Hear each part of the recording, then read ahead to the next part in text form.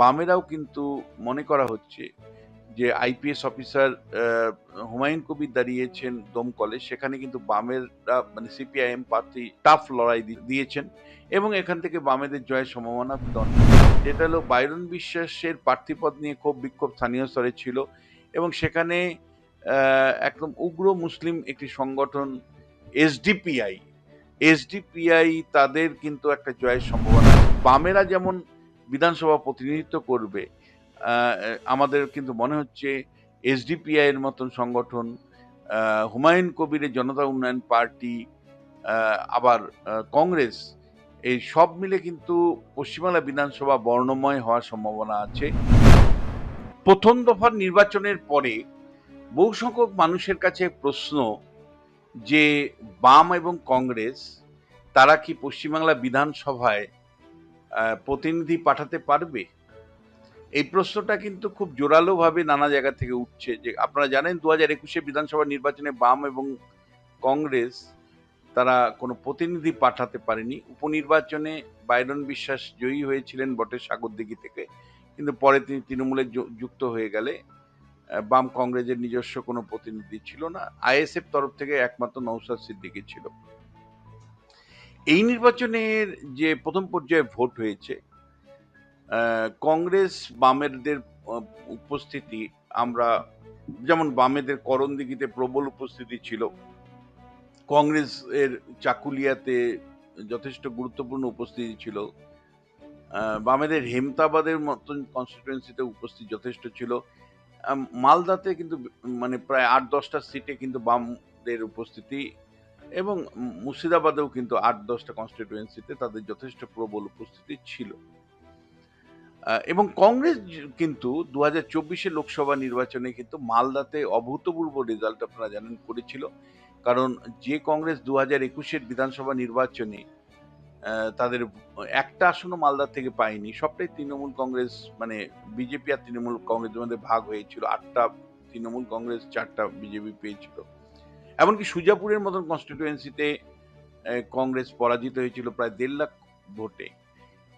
লোকসভা নির্বাচনের যে ফলাফল দেখেন তাহলে কংগ্রেস একটা রিভাইভাল হয় মালদাতে, যেখানে তৃণমূল কংগ্রেস 2021 52% ভোট পেয়েছিল, কংগ্রেস সেটা কিন্তু অনেকটাই তারা বাড়ান এবং তৃণমূলের ভোট পার্সেন্টেজ কমে আসে, সেখানে তারা 52% থেকে কিন্তু 26%-এ আসে।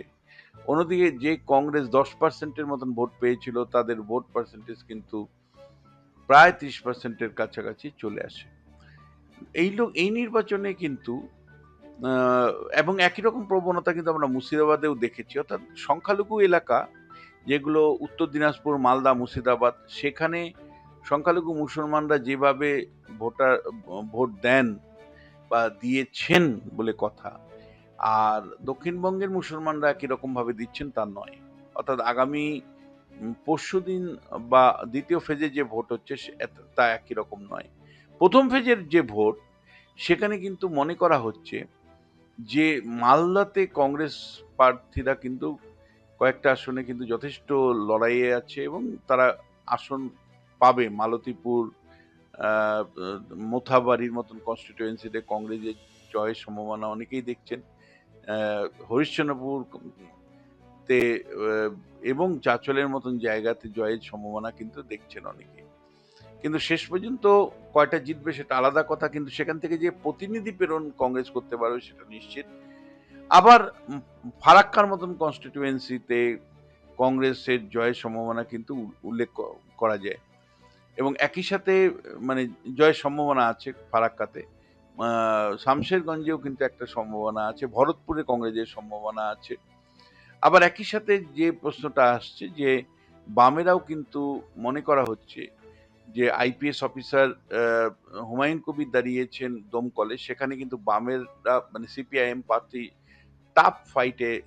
টাফ লড়াই দিয়েছেন এবং এখান থেকে বামেদের জয়ের সম্ভাবনা কিন্তু অনেকে দেখছে। ফলে এক কথা যদি বলি তাহলে উত্তর দিনাজপুর, মালদা, মুর্শিদাবাদ থেকে পাঁচটার মতন আসন কংগ্রেস পেতে পারে, বামেরা একটা আসন পেতে পারে। এবং শুধু তাই নয়, সাগরদিঘির মতন আসনে বাইরন বিশ্বাস বলছেন আমি হেরে যেতে পারি। এই কারণটাও একটাই, সেটা হলো বাইরন বিশ্বাসের প্রার্থীপদ নিয়ে ক্ষোভ বিক্ষোভ স্থানীয় স্তরে ছিল এবং সেখানে একদম উগ্র মুসলিম একটি সংগঠন এসডিপিআই এসডিপিআই তাদের কিন্তু একটা জয়ের সম্ভাবনা আছে। এই এসডিপিআই কেরালা থেকে এসছে, যাদের একটা মৌলবাদী প্রভাব আছে, ফলে সেখান থেকে সাগরদিঘি থেকে এসডিপিআই এর একটা মানে লড়াইয়ের মধ্যে আছে, এটাই বলে মনে করা হচ্ছে। আবার একইভাবে হুমায়ুন কবির, যদিও তিনি জনতা উন্নয়ন পার্টি তৈরি করেছিলেন, ফলে জনতা উন্নয়ন পার্টি তৈরি করার পরে অনেকে মনে করছিলেন একটা বড় প্রভাব তৈরি করবে, কারণ বাবরি মসজিদ মানে নির্মাণের মধ্য দিয়ে তিনি একটা জায়গা তৈরি করতে পারছেন। কিন্তু যে ভাবে নির্বাচন হয়েছে সেই তাতে মনে করা হচ্ছে যে হুমায়ুন কবির নওদা এবং যে নওদা এবং তার জয়ের সম্ভাবনাটা প্রবল বলেই মনে করা হচ্ছে। ফলে শেষ পর্যন্ত আমরা যদি লক্ষ্য করি তাহলে কেবলমাত্র তৃণমূল আর বিজেপির বিধানসভা যেটা হয়েছিল 2021 সালে, তৃণমূল বিজেপি আর একজন আইএসএফ ছিল। এবার কিন্তু মনে করা হচ্ছে পশ্চিমবাংলার বিধানসভা কিন্তু একটা মানে শক্তিশালী বিরোধী থাকবে। তৃণমূল কংগ্রেস ক্ষমতায় আসলেও বিজেপি একটা শক্তিশালী গ্রুপ হিসাবেই থাকবে, দল হিসাবেই বিধানসভায় থাকবে। আবার যদি রাজ্যের হাত বদল হয়, তারপরেও তৃণমূল কংগ্রেস সাথে কিন্তু প্রায় 140 বা তার বেশি বিধায়ক থাকবে। এবং একই সাথে বামেরা যেমন বিধানসভা প্রতিনিধিত্ব করবে, আমাদের কিন্তু মনে হচ্ছে এসডিপিআই এর মতন সংগঠন, হুমায়ুন কবিরের জনতা উন্নয়ন পার্টি, আবার কংগ্রেস, এই সব মিলে কিন্তু পশ্চিমবাংলা বিধানসভা বর্ণময় হওয়ার সম্ভাবনা আছে। সেটাই কিন্তু প্রথম পর্যায়ে যে নির্বাচনের ফলাফল তার থেকে বোঝা যাচ্ছে। এবং একই সাথে আপনাদের বলতে চাই যে প্রথম পর্যায়ে নির্বাচন যেভাবে হয়েছে, আপনারা জানেন 152টা কেন্দ্রে হয়েছে। সেখানে সংখ্যাগরিষ্ঠ মুসলিম জেলা যেগুলো, যেমন উত্তর দিনাজপুর, মালদা, মুর্শিদাবাদ, সেখানে মুসলিমরা যেভাবে ভোট করেছেন, সেখানে দক্ষিণবঙ্গের কিন্তু বেশিরভাগ মুসলিম অধ্যুষিত এলাকাতে কিন্তু ভোটের মানে মুসলমানদের ভোটের আচরণ কিন্তু আলাদা হওয়ার সম্ভাবনাই।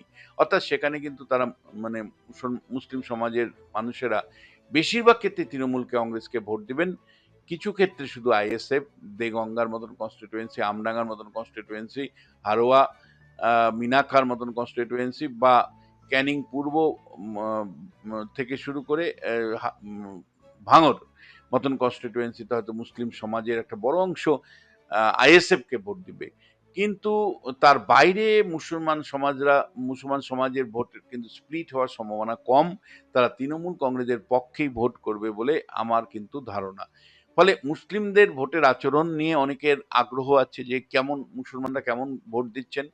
দেখুন, উত্তরবঙ্গের যে জেলাগুলো যেখানে মুসলমানরা সংখ্যা গরিষ্ঠ আছেন, উত্তর দিনাজপুর, মালদা, মুর্শিদাবাদ, সেখানে মুসলমানরা যেভাবে আচরণ করছেন, মানে যেভাবে স্প্লিট ওয়েতে ভোট দিচ্ছেন, কেউ কংগ্রেসকে ভোট দিচ্ছেন, কেউ হুমায়ুন কবিরের দলকে ভোট দিচ্ছেন, কেউ বামেদের ভোট দিচ্ছেন, কেউ এসডিপিআই এর মতন দলকে ভোট দিচ্ছেন। দক্ষিণবঙ্গে কিন্তু আইএসএফ কয়েকটা আসনে প্রভাব তৈরি করতে পেরেছে, আর বাদ বাকি আসনগুলো কিন্তু তৃণমূল কংগ্রেস একতরফাভাবে মুসলমানদের ভোট পাবে, এটাই কিন্তু আমি মনে করছি। কিন্তু যেটাই হোক না কেন, আপনাদের যেটা বলছি যে পশ্চিমবাংলা এই প্রথম একটা শক্তিশালী বিরোধী পক্ষের উপস্থিতিতে বিধানসভা পাচ্ছে। যে শক্তিশালী বিরোধী পক্ষ সেখানে তৃণমূল হলেও শক্তিশালী হবে, বা বিজেপিও যদি ক্ষমতায় আসে তাহলেও তৃণমূল শক্তিশালী বিরোধী পক্ষ হবে। আবার তৃণমূল যদি ক্ষমতায় আসে বিজেপি শক্তিশালী বিরোধী হবে। আর সঙ্গে কিন্তু একাধিক রাজনৈতিক দল পশ্চিমবাংলা বিধানসভায় থাকবে। ফলে একটা বর্ণময় পশ্চিমবাংলার বিধানসভা, শক্তিশালী একটি বিধানসভা পশ্চিমবাংলা 26-এর নির্বাচনের পরে আমরা দেখতে পারবো।